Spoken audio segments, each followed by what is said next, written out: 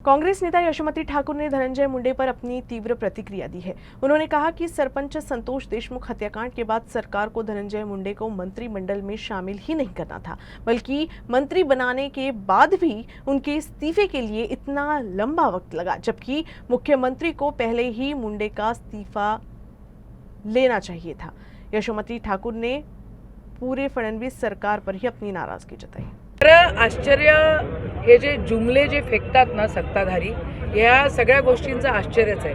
हेच म्हणाले होते की अजितदादांनी जेलामध्ये गेलं पाहिजे, त्यांनी एवढा भ्रष्टाचार केला। आज ते 70,000 कोटीचा भ्रष्टाचार उघडकीस आणणारी मंडळी आज त्यांच्या सोबत त्या ठिकाणी सरकारमध्ये आहेत।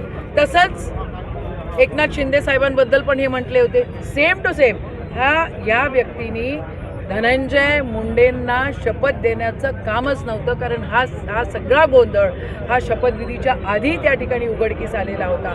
आज संतोष देशमुखांची ज्या प्रकारे निर्गुण हत्या या लोकांनी केली आणि फोटो व्हायरल झाले, विरोधी पक्षांनी त्या ठिकाणी दबाव टाकला आणि निर्लज्जपणाची कळस या लेखांनी गाठल्यानंतर आज राजीनामा देत आहेत। थोडीशी नैतिकता असती तर हे जे सत्तेमध्ये बसलेले आहेत त्यांनी राजीनामा मागितला असता आणि जो मंत्री आहे त्यांना राजीनामा दिला असता, पण हे प्रेशर केलं म्हणून राजीनामा, नाही तर यांना सगळं गुंडाळायचं आहे। हे सगळे अपराधी लोक त्या ठिकाणी बसलेले आहेत, अपराध करणाऱ्यांना यांनी शपथ दिलेली आहे, ही वास्तविकता आहे। हे भ्रष्टाचारी सरकार आहे आणि यांचा मूळ उद्देश सरकारमध्ये येण्याचा पैसे कमवायचा आहे आणि म्हणूनच ह्या सगळ्या गोंधळ हा सहन केला जातो।